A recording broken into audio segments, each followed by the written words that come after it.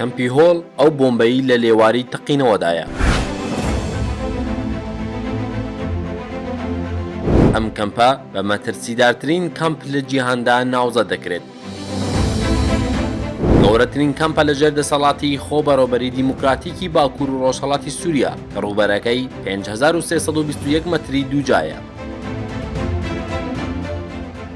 5 کیلومتری باشووری ڕۆژئاوای شاری حەسەکە هەڵکەوتووە. لە کەمپی هۆڵدا 62287 ئاوارە پەنابەری سووری و عێراقی و چەتەی داعشی تێدا جێگر بوونە. ئەم ژمارەیە 30706 کەسیان عێراقی، 22616 کەسی سووری و 8965 ژن و منداڵی بە ڕەگەزبیانی چەتەکانی داعشی تێدایە. لە ماوەی 1 ساڵ و نیودا لە کەمپی هۆڵ 82 کەس کوژراون و لە سەرەتای ئەم ساڵەوە 11 کەس لەلایەن چەتەکانی داعشەوە لەو کەمپە کوژراون کە سیان لە کوژراوەکان ژن بوون و زۆربەشیان عێراقین.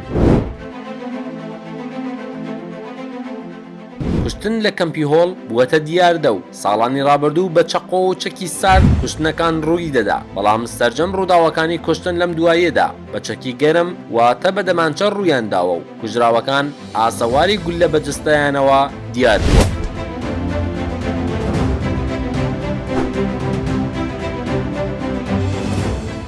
بە گوێرەی وتەی بەڕێوەبەرانی کەمپی هۆڵ دەستگای هەواڵگیری میتی تورک بە ڕێگەی 54 ڕێکخراوی مرۆییەوە چەک و تەقەمەنی دەگەیەنێتە چەتەکانی داعش لە ناو کەمپەکە و سەرجەم ڕووداوەکانی کوشتن بۆ چەکانە ڕوودەدەن.